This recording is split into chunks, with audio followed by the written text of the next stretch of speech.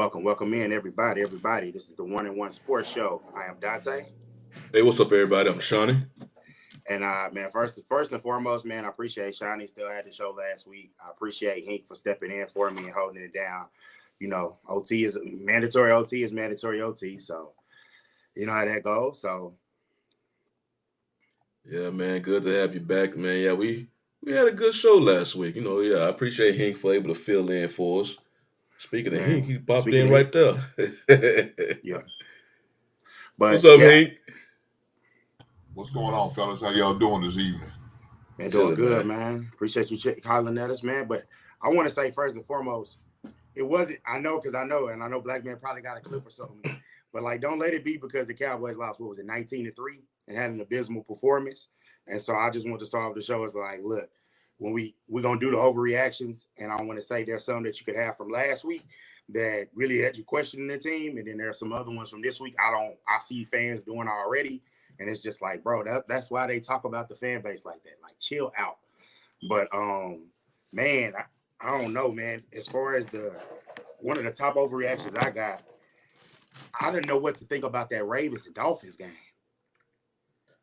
That was insane. Like, that's one of those where it's like, I wish I could go because I don't have NFL Network or that app. I wish I could go and Yeah, rewatch that game to see what the hell happened that's because that's just football, man. that's crazy. It's like they had that game, and it's just like you look up and it's just like I remember one of my friends, a Ravens fan, it was in the group chat. It was like, y'all lost.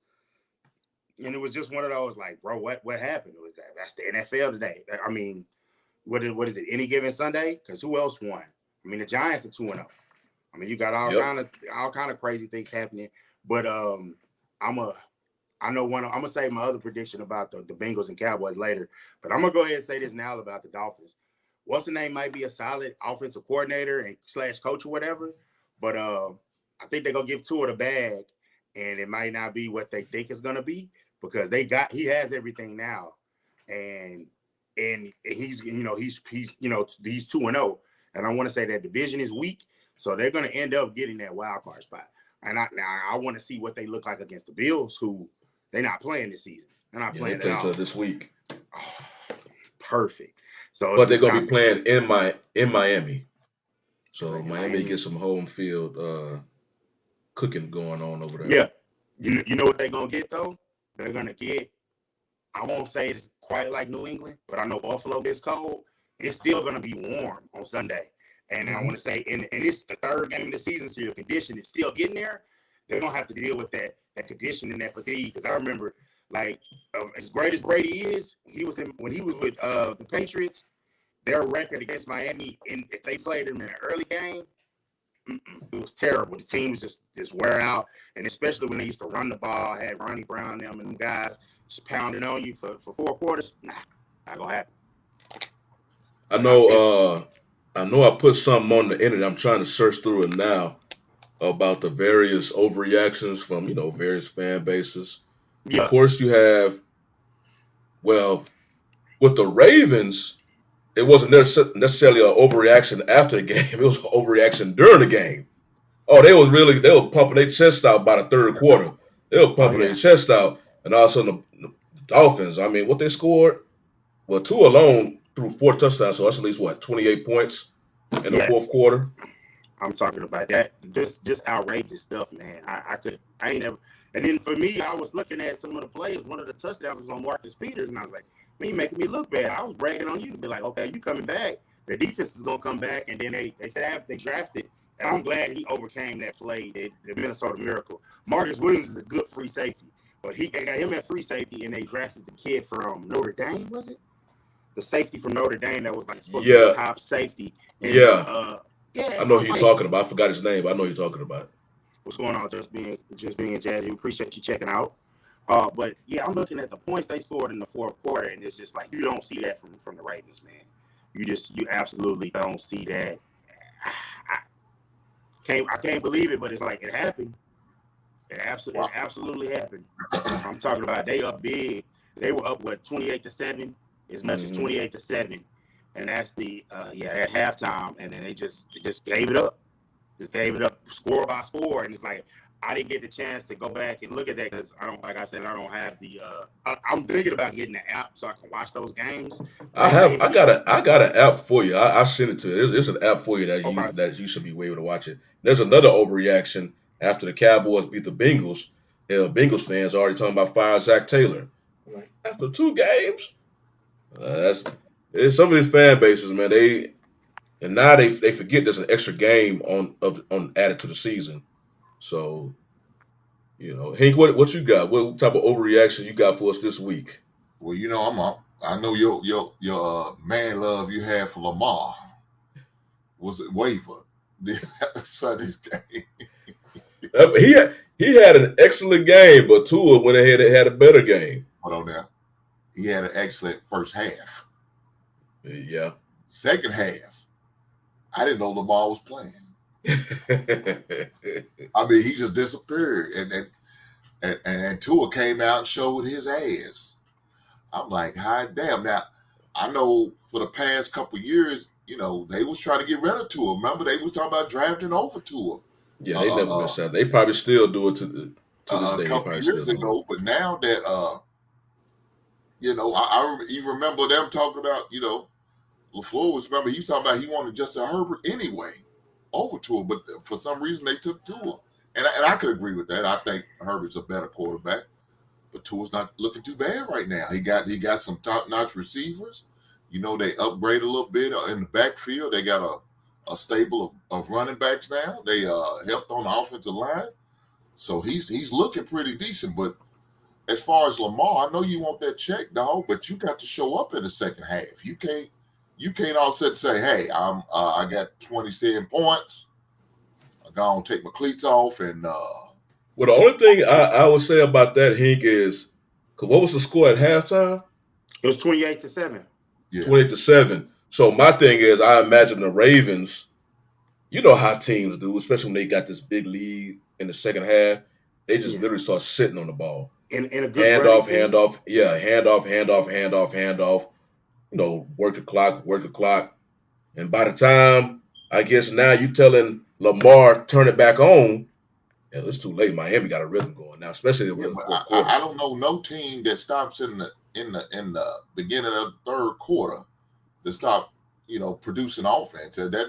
Now maybe at the end of the third quarter they feel like they got only 15 minutes. We got this in the bag. Hey, Not at the beginning of the second half, man. That normally don't happen. You know what happens? You know what happens to coaches to do that? They end up in the booth like Jason Garrett, because that's some Jason Garrett type stuff.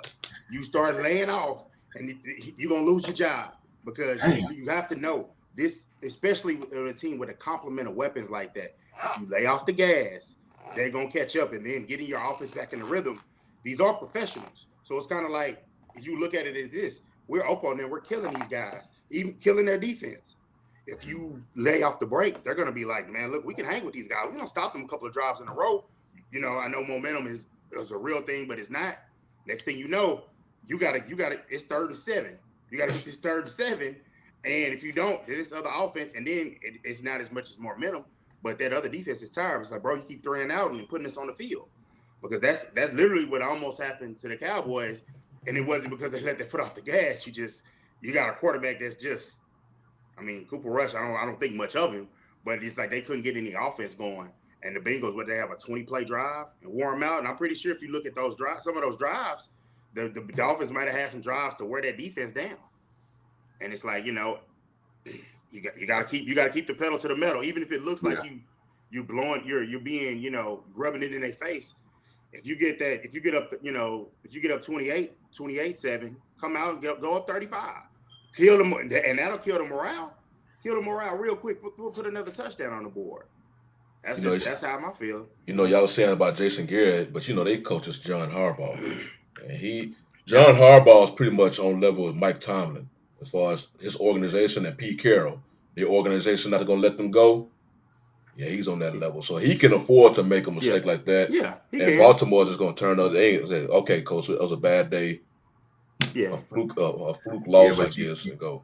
You realize you got another game against another high-power offense in that same division, and Buffalo. Buffalo already has the Ravens' number anyway. They do, and they play week 5. I can't wait for that one because I want to see who's gonna challenge Buffalo. What they did on Monday night, I know ESPN was pissed. Like, bro, we got these 2 games, and by the time I got a chance to watch the one, I'm like, well, I'll just watch the Eagles because I mean they was just smashing the Titans, and I mean the Titans got to be kicking themselves for losing that game to the Giants because now they 0-2, and it's like, man, you in a hole. Only thing that can save them is, man, through that division. What is it? The the Jacksonville Jags are 1-1. That leads the division. The Colts look pretty bad. The Colts are 0-1-1. And I want to say the Texans are 0-2. I mean, which is expected, but they play good football. The Texans tied the Colts. Yeah. Oh, that's right. I forgot. Yeah, they 0-1-1. So it's 1-1. So it's Titans, Colts, and Texans, and then the Jags. Yikes! And see, man, wow, that's crazy. So that you talking about another division wide open? I mean, I guess you would a half a game up. Yeah, but like I always say, man, I wait till now it's 17 games. Yeah. Give me until like week 5, and then I can kind of get a better picture of how a team looks like. Because week 1, a lot of starters didn't play no preseason minutes this year, so they came rusty. And then week 2 and all that, and because I'm hearing listening to the radio now. And you already have like folks talking about the Eagles, are they Super Bowl bound? I'm like, there's only 2 games over 17 game season. 2 games. I'm like, all right, man, y'all just set yourself up for failure. I don't know about Super Bowl bound, but they definitely gonna win that division, man. I don't see nobody stalling them out. One thing about division play is like college football or high school football. Really, it's just unpredictable because they play each other so much. It's not a thing for at least for the 2 teams to split. Yeah, they're very they gonna, let's say it's just a very bad team, and Washington has actually been playing pretty decent ball. They lost, but they was making their way. I forgot who they played this past weekend. They was making their way a comeback, and I forgot how they played in week 1. Of course, you got the Giants.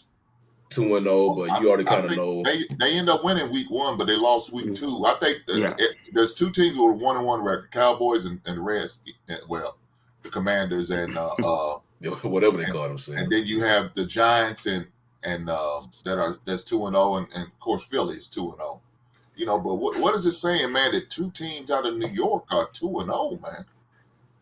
That what New York is that saying right now? That New York media right now is just eating all that up. Only be letting them failure. Look, the Yankees are doing good. The Mets are doing good. Man, it's good in New York right now, baby. Yeah, but it's good. But you know what I was thinking? There was an overreaction. I was thinking in the middle of the games. I was thinking like they count down the games, and Cleveland is gonna have a decent record by the time Watson comes back. But karma hit them. Hey, man, Carmen hit them, and it went crazy. They lost that game to the Jets, and that's a game they needed. When you count up their schedule, you can almost count this week against Pittsburgh as a loss. It's a short week, and even though the other quarterback isn't good, you have a career backup, and you're going up against Tomlin. And as good as Stefanski is, I'm going to pick Tomlin in that matchup. So that's one. This is one. You were supposed to be 2-0. Okay, go to 2-1, 10 days off, come back, play your next game. And that was a big one for them because looking at how the Steelers look, their defense is still strong, but the quarterback play, and they're not letting Pickett play yet. And then the Bengals are 0-2. So as you're looking at, it was looking sweet for them. And I think this was one that they really, really needed. They really needed that one. But I don't know, man. I feel like some of the stuff, like the Browns fans are really leaning into the Watson thing. And like, man, did y'all see what they had at the tailgate? I tried to see if I could find a picture and put it against the camera. Oh my gosh, man! They had a guy. I had a mannequin getting a masseuse with a Woody, and they had, oh my god! Hey, Buzz, that's what you call creativity, baby. That's the good thing about fans, boy. Some of the most creative people I've seen in my life, man. And then they was and they had the quote from the lawyer. They was just like, "Happy endings aren't illegal," and I was like, "Oh man, they went crazy at the tailgate." And I was like, "Bro, y'all look, man, it is." Like, I know some Jets fan that saw that gave them the business after that game, after they lost that game. But that's sports for you. That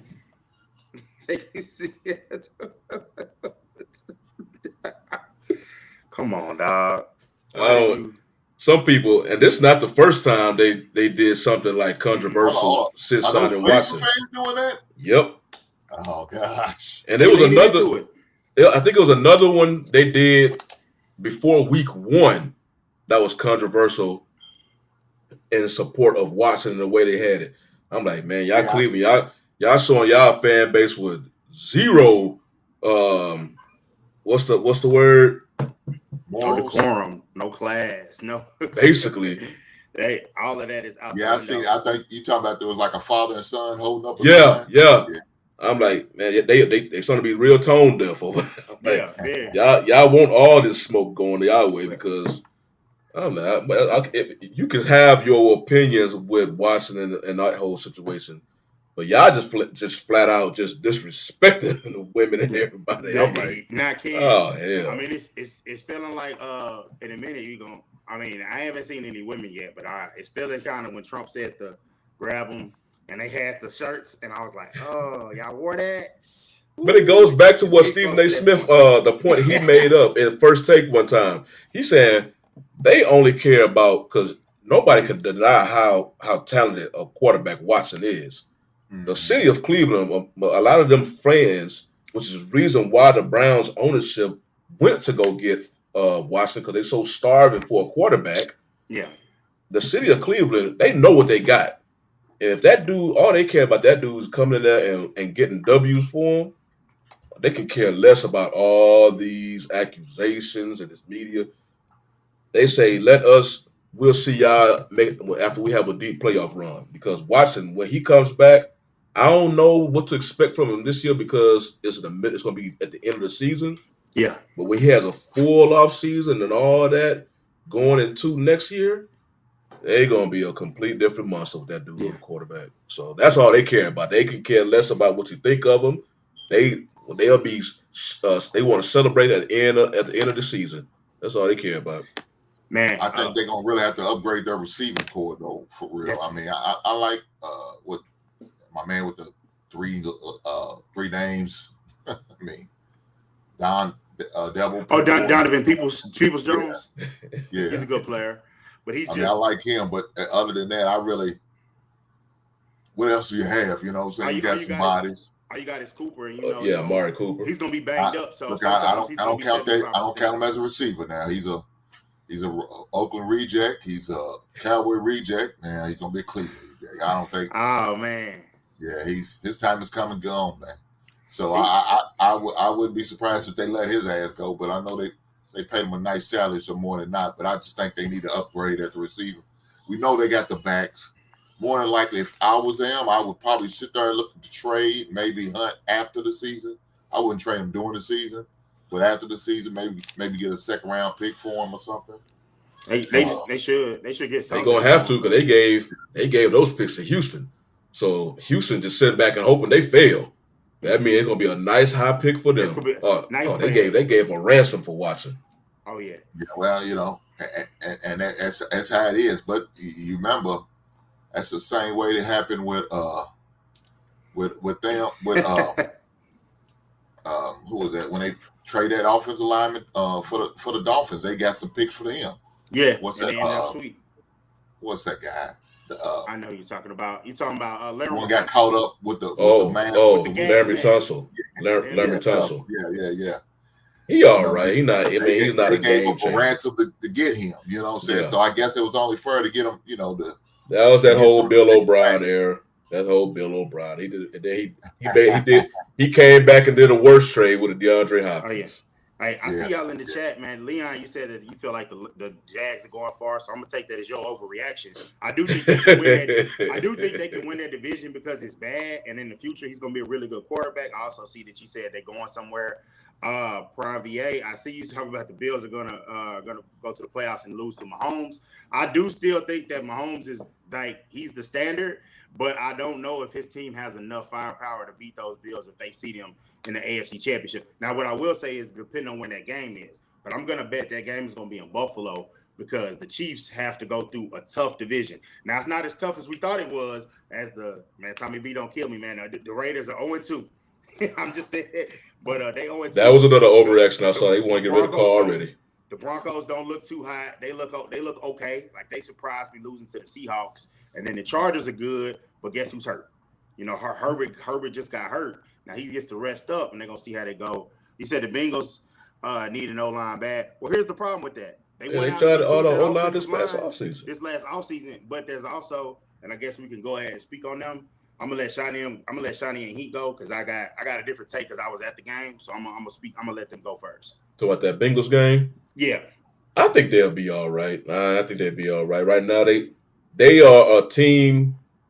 One, I saw two things this past weekend.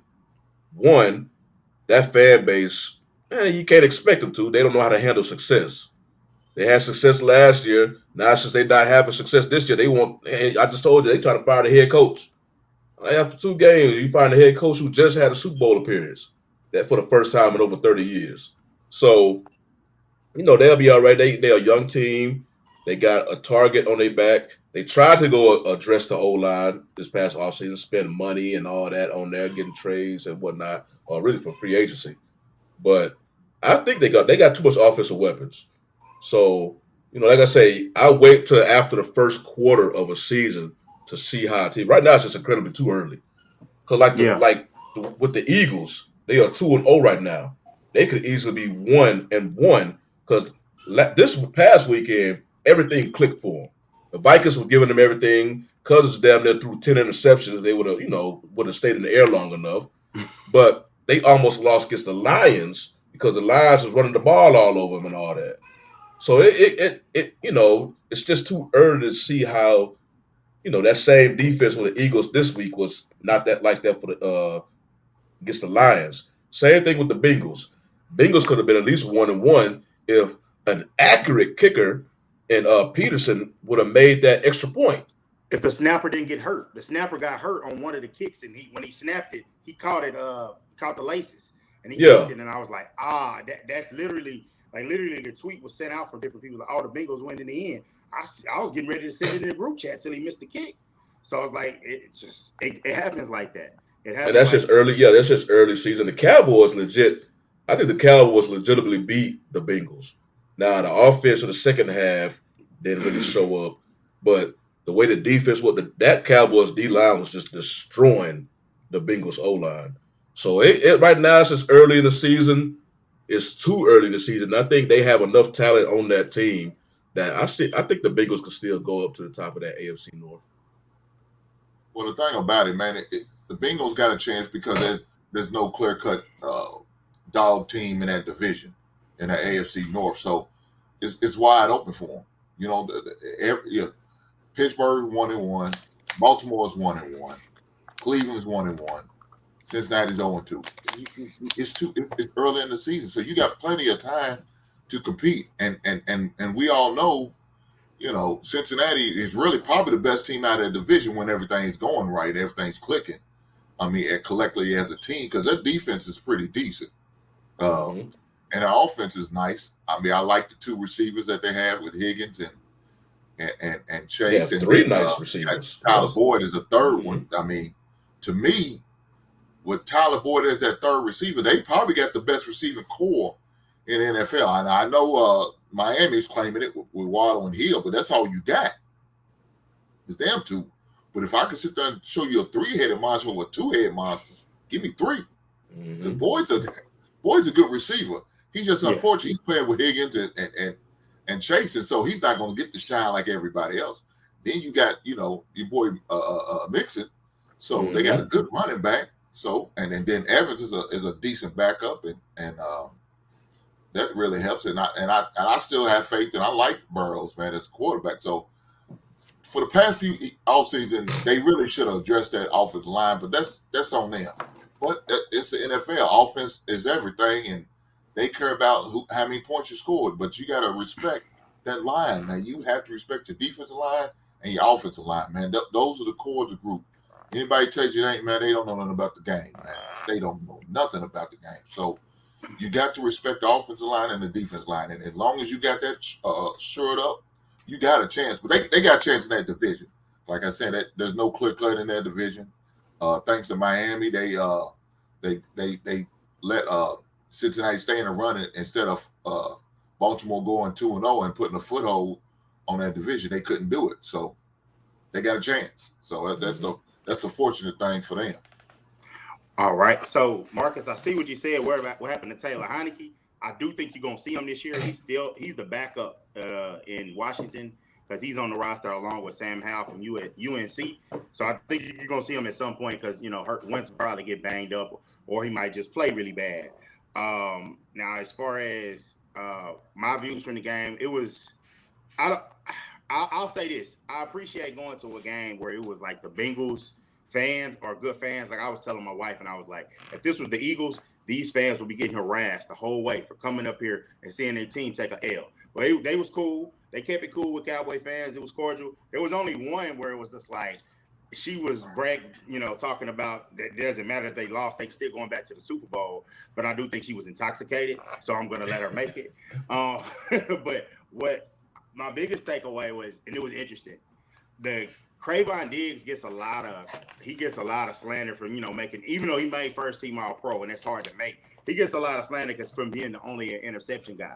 Even the guy that's a former NFL player, I saw him talking about if he doesn't have interceptions, he gives you nothing. Now I don't know when he tweeted that because that play where I think it was Tyler Boyd caught the ball and he made the tackle. I was like, damn, bro, you don't be tackling like that. Which led to me is like, bro, you just need to show more effort in tackling because when the game was on the line, you made the stop.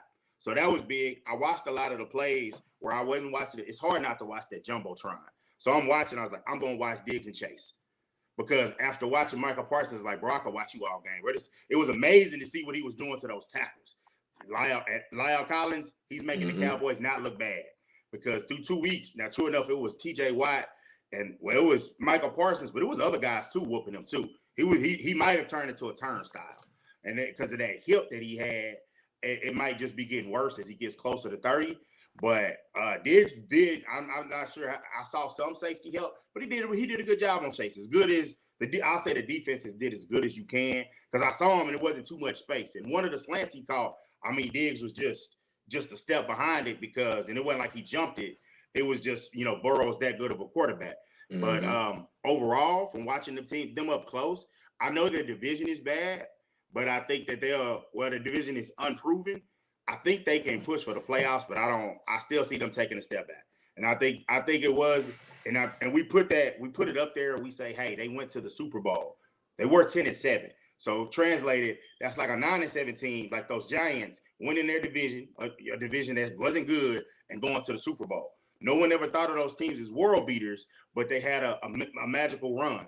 You normally don't get that magical run twice. They're going to have to figure out that offensive line because seeing it up close, it was just like, is he going to make it out of this game? Because, live, it was like, whoa.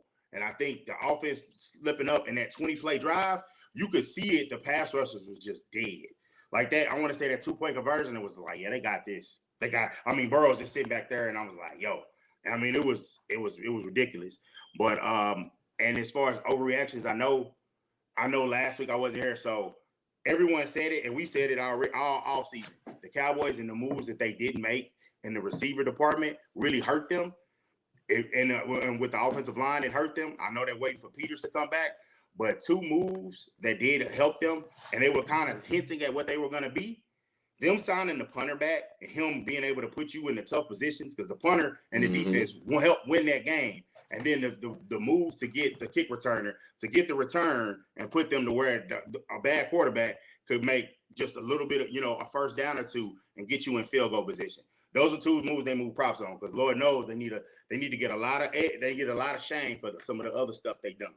So I'll give them that. But as far as my overreaction, one thing I will say is, man, you play the AFC South, and by the time you play the AFC South, you'll have your quarterback back. That's you looking at possibly 3 wins. So if they mess around and beat the Giants, that's the only reason I won't concede the division to the Eagles yet. Is because first of all, I need to see their defense. I need to see the Eagles against a top-notch defense. And on October 16th, the Cowboys go up to Philadelphia. I want to see I want to see how the Cowboys use Michael Parsons that game, because I know last year they used him to spy on Hurts. And when he played the Cowboys, he didn't do a good job of running the ball because you had someone following him.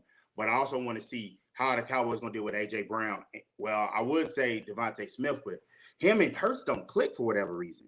I think that's gotta come. I told somebody that same thing. They thought I was tripping. I'm like, nah. One, it highlighted to me because I had Devontae on my fantasy squad last year, and I remember, cause they go back to Alabama. I remember when Smith, because Smith was supposed to be the number one receiver last year. I remember he was open several times, and Hurts was just not throwing the ball. Hurts kept trying to throw the ball to the other receiver at the time, who was not on Smith's level. But yeah, I've noticed. I'm like, these two need to work on their chemistry. I think it came up during the game yesterday. I think the Eagles coaching staff made it a point to go to Hurts. Dude, get Smith in the game so I can help with you and A.J. Brown. But now there's no mistaking. A.J. Brown number one now. Yeah. But he will force feed it to A.J. Brown a lot. And again, Devontae will just be, but now, because Devontae is a good receiver, for whatever reason, him and Hurts, their chemistry, it's just not there. To me, it looks like Devontae can't get open, man. I don't know why it's like that. I mean, to me, I'm watching Dallas Goedert get more open than Devontae Smith. I'm gonna have to watch that this Sunday because I haven't noticed, because you think the guy we saw at Alabama and the way he twitches, especially with his size, like I've seen it. I've seen bigger corners try to guard smaller guys. It's tough because even if you're 6 foot and this guy is, you 6 foot, but you're a bigger body and this guy is so slight. You talk about college compared to NFL though, baby. Yeah. I mean, they jam the shit out of you. Yeah. Oh yeah. They know how to jam the shit out of you at the line. So Mr. and what's going on? You Good evening, gentlemen.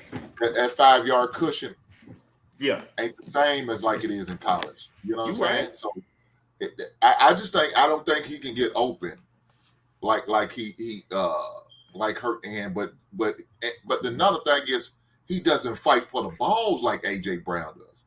Mm-hmm. AJ will try to run through you to get to them balls. Devontae's one of those guys. If the ball ain't coming to him, he's not attacking the ball. I remember I used to tell my receivers on DBs all the time. I said, attack the ball. Why are y'all sitting back waiting for the ball to come to y'all? Mm-hmm. No. I said, to me, two things. You can't catch for shit because you waiting for the damn thing to come into your damn chest and hope to bounce off of you catching your hands, or else you just don't even going to understand the concept. You don't compete for the ball. You said, I'm sorry, what you said, John? They don't compete for the ball. If they don't want to go for it, they don't want to compete for the ball. That. You have to go attack the ball. If I attack the ball, then the better chance of me getting the ball over than that DB.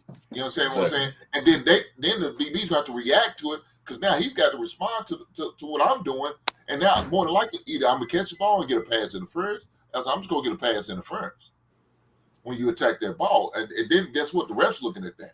Look how you're aggressively going to the ball. Okay, why he get the ball? What's the DB doing to interfere with him? You got to look at those things. I don't think Devontae does that, which AJ Brown does, man, and I love it. I love it. So he attacks the hell out of the ball. He attacks the hell out of it. AJ Brown reminds me of Dez, because Dez used to do that exact same thing. That ball go up in the air. It's mine. Both of them said, it's mine. I don't care who is on them. And you ain't going to, it's not like you're going to fight it from AJ Brown. That dude's huge. That's a big.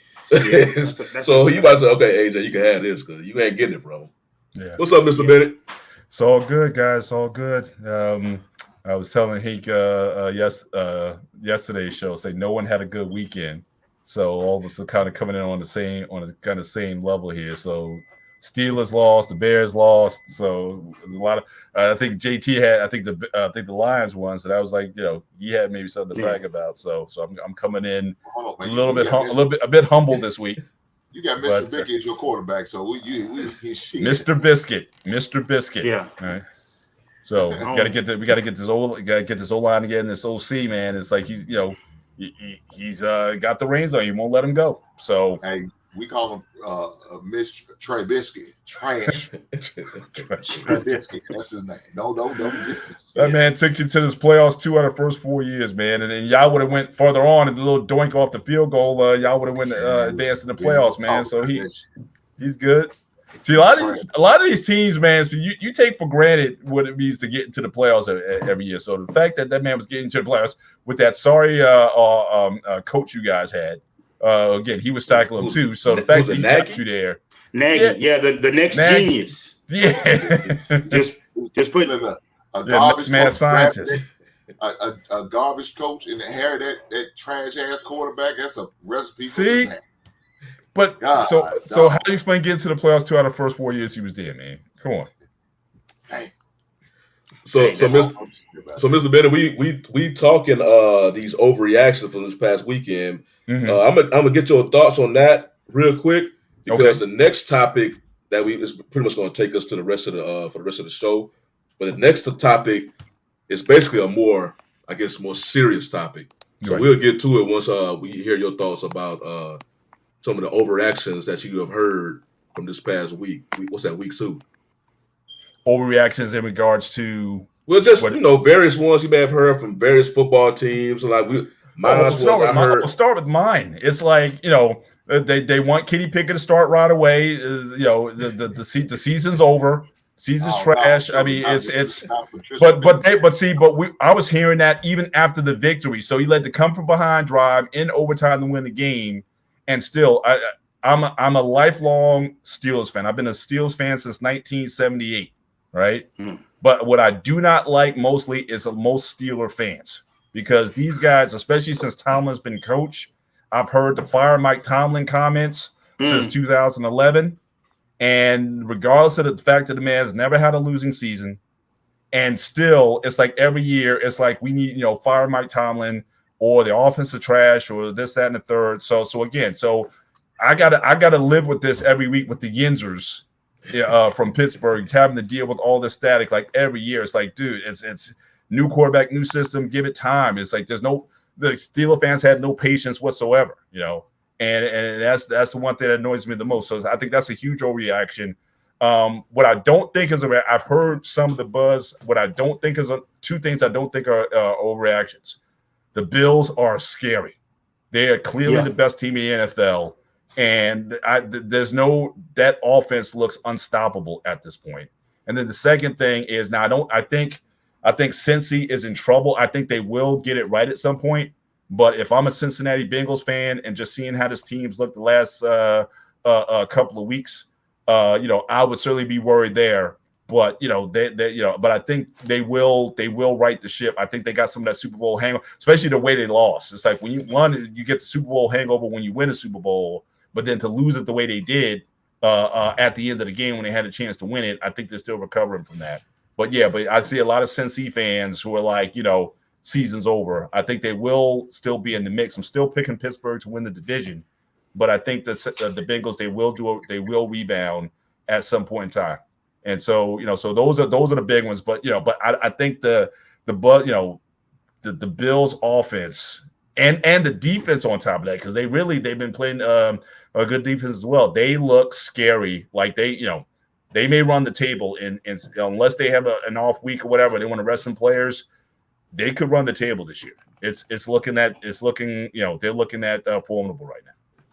So they're gonna be like the new version of New England. Then they're gonna run the table besides getting to the fact. Well, remember, New England they tried to run they ran the tables that one year when they went undefeated in the regular season. But again, they had Randy Moss. I mean, that was because before it was like they didn't have like Tom Brady did what he did without superstars. So he had all these route receivers and whatnot, Wes Welkers and all that, but when Belichick gave him a beast like Randy Moss, then that's what they had. So it kind of feels like this now with the offense that the Bills have that, it's like I said, they're going to put up 30, 35 points a game. It's I can't see anybody, if they did that to the Rams with that defense. So I can't see anybody really getting in their way on the offensive part. Now, whether or not their defense is going to have a lag or not, but it's like every game is going to be a shootout unless somebody gets hurt. I think their defense is going to be able to hold up because, as you know, what didn't they have last year? They didn't have nobody to get Mahomes off the field, and they got Von Miller. And he still got some juice. Yeah, he does. Able to help out, and they got some young guys like they got Gregory Rousseau. I want to say as a young edge that they have on their team. And I want to say inside, I think he's still waiting to just pop. We thought he was going to do better than that when he got drafted. Ed Oliver's still inside. Right. So that's a guy that if you're worried about him on the outside, and you bring all that attention there, he's somebody that can get that quick pressure right up the middle. And I still think Ed is I still think he's a phenomenal player. So I think he still got something there.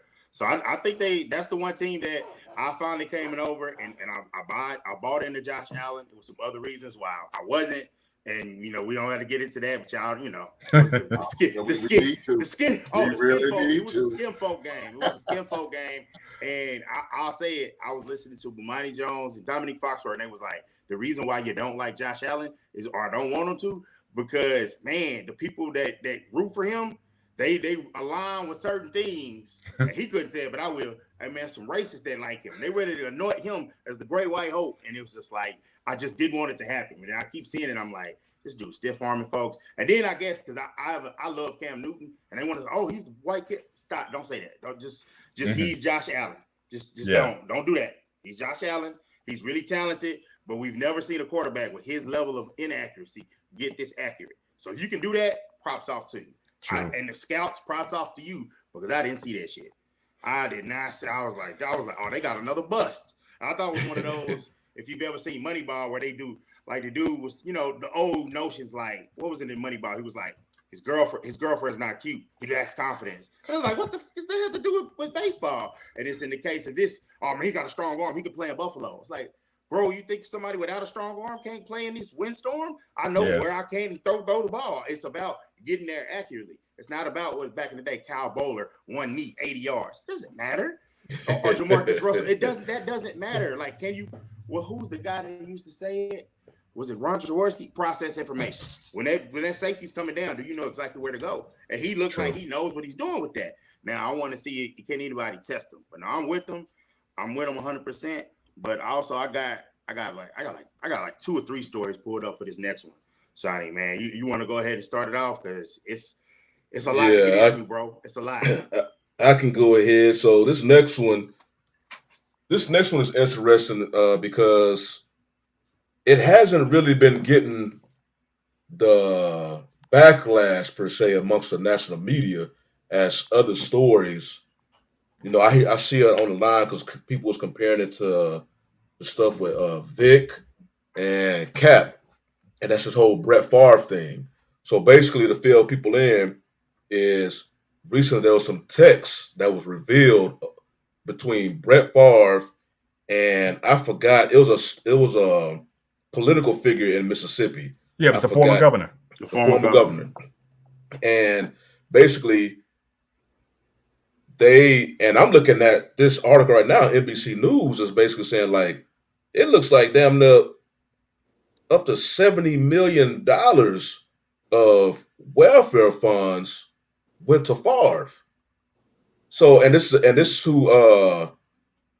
is to fund like a volleyball complex. And I don't know, just hell, a former pro wrestler. I don't know what they doing with it. Yeah, actually, it was if you got Hank, you may realize if you remember the $1 Million Man, Ted DiBiase. I don't know if you guys are older. Yeah. $1 Million Man. Money. Yep. So it was Ted DiBiase. He has his ministry, and his son was also in Mississippi politics or whatever. So I think his son kind of had to end, and he made sure some of those funds that are in question funneled down to his father's ministry. So those two are also involved in the action. I think there was one more high-profile athlete. I'm trying to look off the top of my head, but there was one more person who was also in that. But yeah, it was definitely the DiBiase's. It was Favre, and I think there was one more, but it's not. It wasn't Virgil, It was. It was. Virgil was always the $1 Million Man, little sidekick. His little Toby. That definitely wasn't Virgil. But man, look. Y'all, I don't know if y'all remember with the Favre thing, they trying to sue him because he never made some public speaking engagements. Yeah. About 3 years ago, he was getting sued for that shit. So Yeah. that's how this whole shit started. Is when that lawsuit came in. They started looking further about him not showing up and doing things he was supposed to do. That's how all this bullshit got started. It started probably about 3 to 4 years ago, but it's just now coming to light now. Because them it texts really got gets revealed. magnified due to this, the floods in Mississippi and certain cities in Mississippi not getting the funds that they need to take care of the situation. And then they're wondering why. Why are we getting these funds? Well, they're going to one of your residents. Yeah. Or former residents. I don't know. Is he still living in Mississippi? I think he does. I think he does. Yeah. All the money's going to your one of your residents. He's the one's benefiting. He's the one's eating good while y'all down there suffering. And right now, it's a thing on social media. Everybody is looking at ESPN now. Everybody looking at ESPN. Why y'all not covering this like I did, like I said, like Vic and Kaepernick? OJ. And to me, I'm like, the answer to that is simple, because it's not getting enough backlash.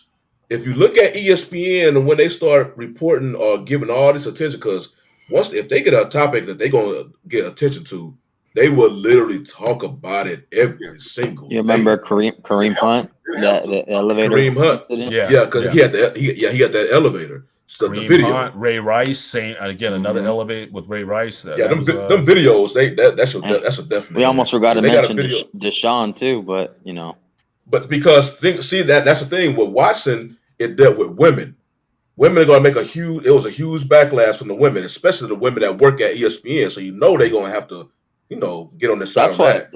And that's why I brought up in a different podcast that I said, remember how Robert Kraft just got swept under the rug? Like, yeah, he paid like a fine. I remember they said that he just donated to a cause, and that made it go away. Yeah, and I'm like, really? Yeah, it's a lot of owners. They can do stuff, and they won't get that attention like players do. That's why players sometimes. Yeah, it's just certain. But I just think since it's so politically tied in there, and I think that's another reason why they really don't want to touch it too much. Yeah, you know what I'm saying? And who it is, and how he and like it's known. Like, look, ESPN is it's owned by ABC deal. They might be more left leaning, but they know we're not Fox News and we're not MSNBC. We're not NBC. We can't go or left CNN or right leaning or CNN, which is more left leaning. You can't go that way. You have to have it both. That's why Will Kane. Where did Will Kane go after he left ESPN? Fox. Yeah. But you also got to remember too, like Jason Whitlock got pushed out too. I think he got pushed. He got left. Jason Whitlock. He might be a lot of things, but he's somebody that's going to get jobs and he's going to lose them because people get tired of his ish. They just do. They do. True. And even though he agrees with a lot of the right leaning, and he's a black conservative, and that's a lot of layers to pull into that. Yeah. He runs people the wrong way and gets kicked out. Talking about a modern day Uncle Ruckus. That's what he is. That's exactly what he is. And now he waits and sits for times and opportunities to come up and speak. I haven't heard him speak much about this, but I heard him get on Shannon Sharpe.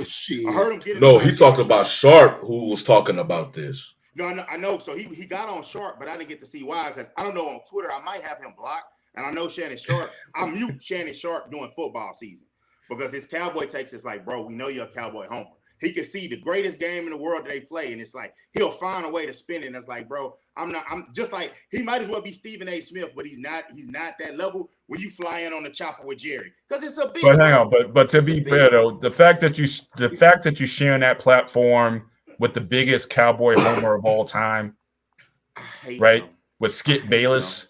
Or Skip Baseless is sometimes what I call him. I mean, the fact that he's got to share that echo chamber, so he is you got to even it out some. You got a lot of them Cowboy fans. They really. No, but Skip is like the worst. He's worse than like them. Skip is one of like the remember that skit? Remember that SNL skit with the Bears fans? You said what? SNL? Remember that SNL skit hint with the Bears fans, the Bears? Oh, That's yeah. Skip Bayless, man. It's like for the Cowboys. That's him. They can do no wrong. And as Cowboy fans, we don't really Yeah, but rock with him like he's that. the president of the delusional fans. That's what I'm saying. So I'm saying you can come into that space being a reasonable, objective football fan, but you'll just have that extra hate for the Cowboys because you got to deal with that every day. Because think about it, that show in particular, it's basically 3 blocks. It's the Cowboys, it's Tom Brady, and LeBron James. That's it. That's 90% of their content, and then you throw something else in there, sprinkle something else in there. But that's their show. And they can ride that show out all this time and not talk about anything else. So, yeah. And the only reason they're talking about Favre on that show is because of Sharpe. And I appreciate him. And I appreciate him to the end because he did his thing because I was reading another story because it's started to leak out there and it's going to get to where they're going to have to talk about it. Favre was trying to get a grant for $3.2 million for a drug company. And one of the texts leaked out. It was like, hey, you want to get some of these shares? So for the whole sport, because I know in the MSNBC story, you were reading the same one I was. Favre was trying to say, oh, he didn't know. He didn't. Now, bro, we got you in text, bro. You knew. These are your buddies. You knew. And the governor, had to resign. And he asked them, he said, will this get out to the media? And they were saying no. Well, that didn't. You can see how that was a lie. They use that as part of the conversation. And now it's a Fed investigation. It's a whole Fed investigation. And he is a Hall of Fame player that's a very big name. Like, it's going to get out there. He needs his brain drugged to the mug. And, the FBI has already talked to him. But I was like, I wonder if they keep going, what else are they going to find? Because once they talk to you, they know a lot. They just trying to see, are you going to tell them the truth? But my thing is, to go back to, because I remember I was having a debate with somebody on that damn Facebook about this. And they kept saying about why is, in particular, ESPN, why is ESPN not talking about this dude?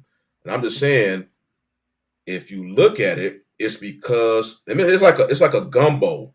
It's the reaction to it is relatively small compared to, and they using stuff like Vic, who else I mentioned, Watson, and Kaepernick. And Kaepernick, he didn't commit no scandal.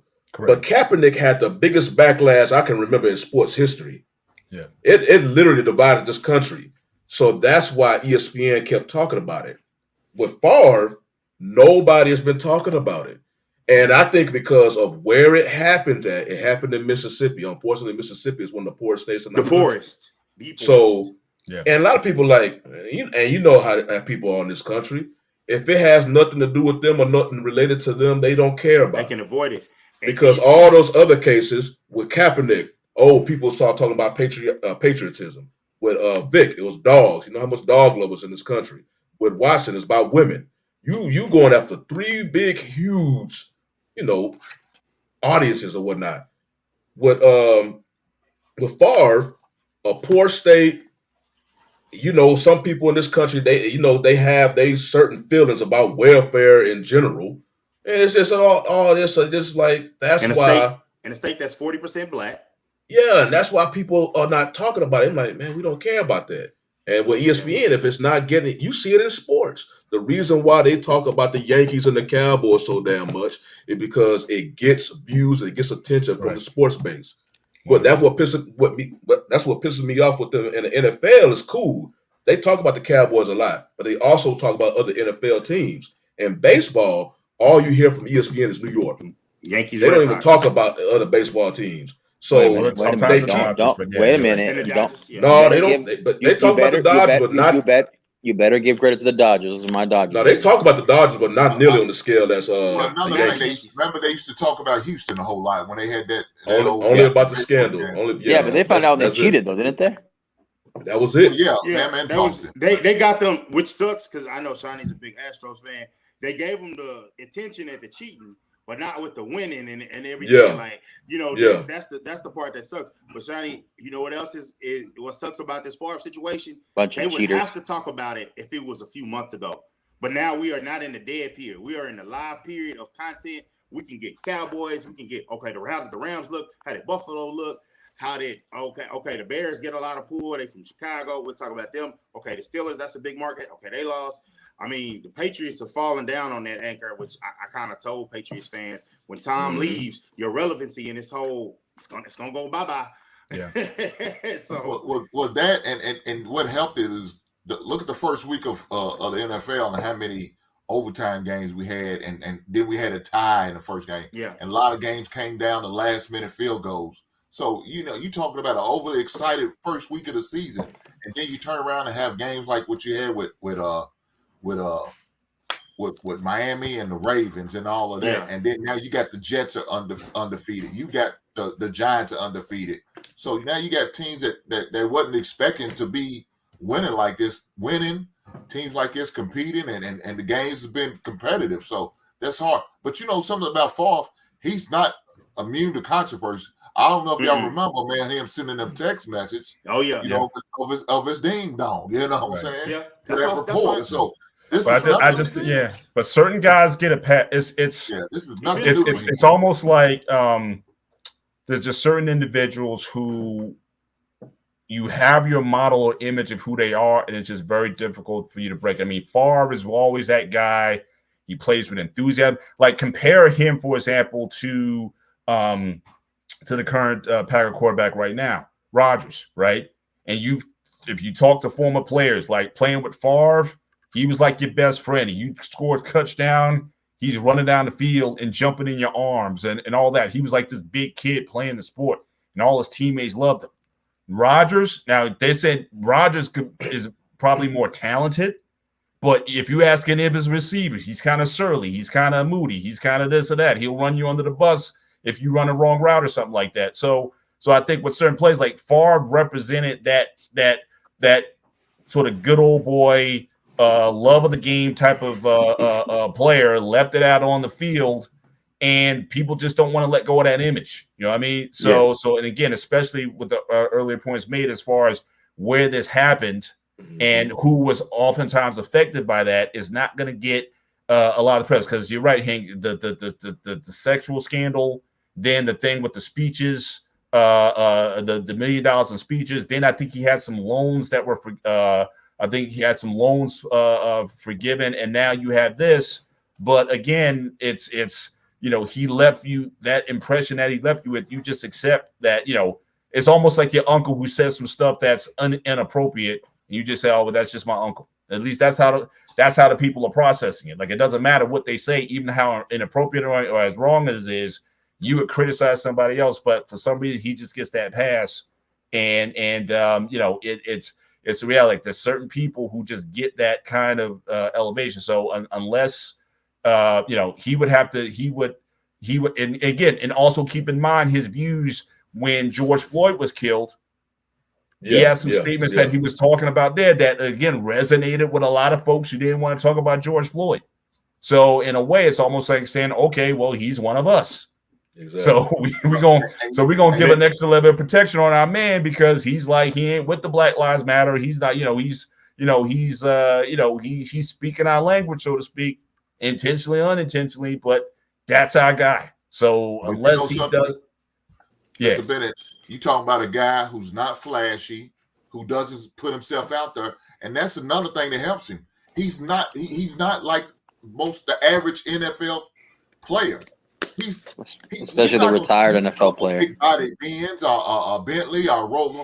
He's not that guy. He's born and raised in Mississippi. He played in Mississippi. You know what I'm saying? So he drives a pickup truck. He never left the state. The Wrangler commercial. He's literally the sponsor and forefront of Wrangler jeans.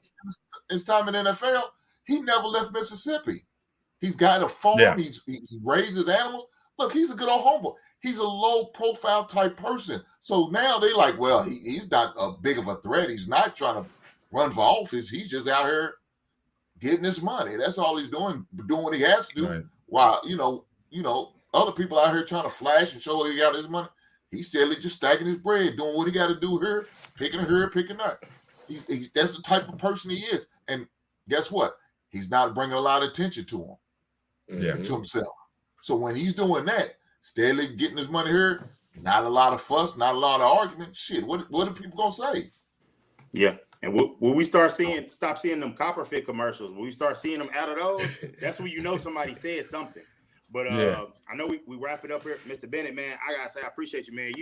I see it. I watch Black Man Channel a lot, and I see you a lot. You bring it every time, so you bring it on every show. I appreciate you showing up and bring it up very much. Hink is always, Marcus is always, and Shannon. You know, we trying to do our thing, so I appreciate him always. But as we wrap it up, man, yeah, man, when you said good old boy, I was like, look, you basically killed it. Hink, you killed it as far as that what you said about Favre as him flying under the radar. But I appreciate Black Man for he really was just like, yeah, y'all need to go ahead and do this topic. And I was like, I appreciate it because it's the perfect place to do it. Because if we don't talk about it as a state that literally did they just get water in Jackson? Yeah, so that's the thing too. I mean, it's like it's come on, but you see how that's that with that backdrop that you have these systemic issues in the state where water system, same thing in Michigan and Flint and all that, where you have these systematic breakdowns where a lot of Black and brown people live. And a lot of that stuff just gets, so millions of dollars are being exchanged between individuals, but these systemic issues that are just, should be basic fundamental rights to every person. I do believe that, look, as an individual, you have an opportunity to make yourself unequal to others through your efforts, but there should be a floor. And you would think basic drinking water or basic utilities should be a floor, and we can't get to that. And so when you talk about this being the poorest state in the nation and whatnot, and millions of dollars, $70 million is being being taken, it just exacerbates the problems. When we talk about systemic issues, this is one of the highlights. Flint was a systemic issue, and we know the people who are mostly affected by that, and it's not getting addressed. So that all the more reason, and that might be why it's affecting us, because like, look, we're the ones who are taking the brunt of a lot of this, and a lot of these white collar type of crimes. I mean, I live in New Jersey, so I'm next to New York and Wall Street, all those Wall Street crimes that went on, no prosecutions, no convictions, really no fines. So again, it's like these guys, it's like they're in the opium business, meaning other people's money.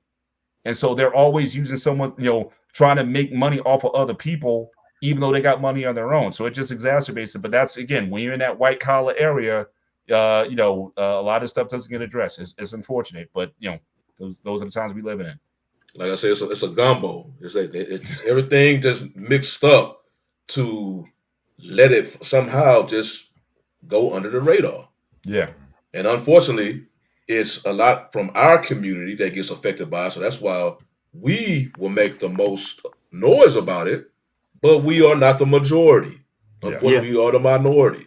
The majority, whatever race or whatever, just say majority of people have the mindset of, if it really doesn't have nothing to do with me, then I'm going about my business. True. They can do what they handle their business over there.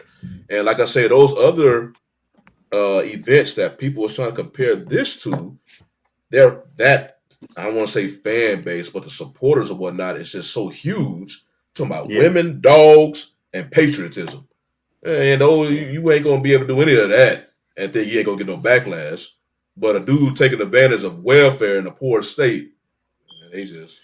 And the crazy thing that a lot of people don't understand also is, like, again, statistically, most welfare is going to poor white people. Yeah. And I remember hearing something time back, I forget who was attributed to, but one of the Southern strategies was to make poor white people believe that they were that much better, even though they were all in the same boat. We're all poor. In fact, poor. Yeah. We can't afford the O and the R, so we both poor. But making the poor folks, you feel like thinking that because your whiteness is so much better, even though your lot in life is that much, is the same as everybody else, but they got you thinking that way. So we can't even get poor people of all stripes to align on saying, hey, this is wrong. I can be poor as dirt, and still I'm not going to look at the issue because I've been convinced that somehow I'm not a part of that, even though I'm getting that government cheese just like everybody else is. Yeah. So again, that's also the part of the what makes it sad as well. Well, I think it was Chris Rock who probably made a joke about that ex-mo poor white man. Hey, he said, at least I'm not an N-word. He poured him off. And it's true. At least I'm not an N-word. Like I said, I was telling you guys last night, I was in South Carolina for a family reunion last month, and you had this dude bringing his daughter into a Dollar General, barefoot, feet were like black, like anything. My wife saw that, never saw that in life. We're all in the Northeast. Never saw that before. And like my wife kind of got up and said, "Look, I need to talk to this man." It's like, "No, you won't stay in the we in South Carolina, number 1. We're from New Jersey, number 2. Stay in the country. Let's keep it moving." But as a mom, she's like, you can't let that baby out like that. It's like, let's get in the car. It's a different world down there. But hey, that's like, I don't understand why a lot of our people even want to live in the South, certain states in the South, man. There's no damn way, man. There's no way. But that's another. It's tough. It's tough. But then the other thing is, and I didn't realize this when I was looking at some things from like when people move here and they finally move here, it's tough to get it together because you're accustomed to a certain things a certain way. And then when you move, it's just like, like I met a lot of people that moved from Mississippi, and it's just like they kind of be like, Texas is like this, but at home it's like, it's tough to move away from where you're from. Like I know when we saw a lot of that with Katrina, as bad as it was, they was trying to get back because that's your home is your home. And but man, I appreciate y'all for showing up and showing out, because this topic it merged into the sports to where it's like Wednesdays, we had a sports show, and we know the other days, Black Man is really bringing it, but today they all merged, and I know it will be time again, so I need you again. We also I'm all for checking in, check in with them Steelers, you got to check in and see how they doing. As far as everybody team, because I got to get Tommy B up here. I gotta get him to react to these. Oh yeah, I feel that into that game. So I'm gonna have to, Tommy B, we need you, man. But we're not gonna talk about that right now. We're not gonna talk about that. You will hear Tommy B about them Raiders. I mean, not the Raiders, but the Warriors. I want to hear about the Raiders because he came before the season started. That's right. He wanted us to pay attention to them Raiders. I know it's only 2 games. Something happened. I got to put an APB out for Tommy. I want to hear about these Raiders. Listen, there was an earthquake in Vegas, and that's why Hunter Renfrow fumbled that ball, and that's where the guy they saw a 4-leaf clover and a goblin and a leprechaun, and somehow they scored a touchdown. So that's what happened. The boys on shaky knees. Hey man, look here. I want to say shout out to the future SEC East champs, the Kentucky Wildcats. Man. Hey, ranked number 8, 3-0, baby. Playing Northern Illinois this Saturday. So check us out, baby. I ain't got nothing better than you. I ain't got no college team this morning. We're gonna have some more college talk next week because I got somebody I gotta throw a dig at. I gotta throw a dig at the coach of Southern. But we had a time this week. Shadi, don't take us home, man. Hey man, once again, man, appreciate all y'all for joining us. Appreciate y'all for watching us online. And until then, man, I hope y'all stay safe, man. See y'all next week. All right, God bless. Take care, everybody. Good night.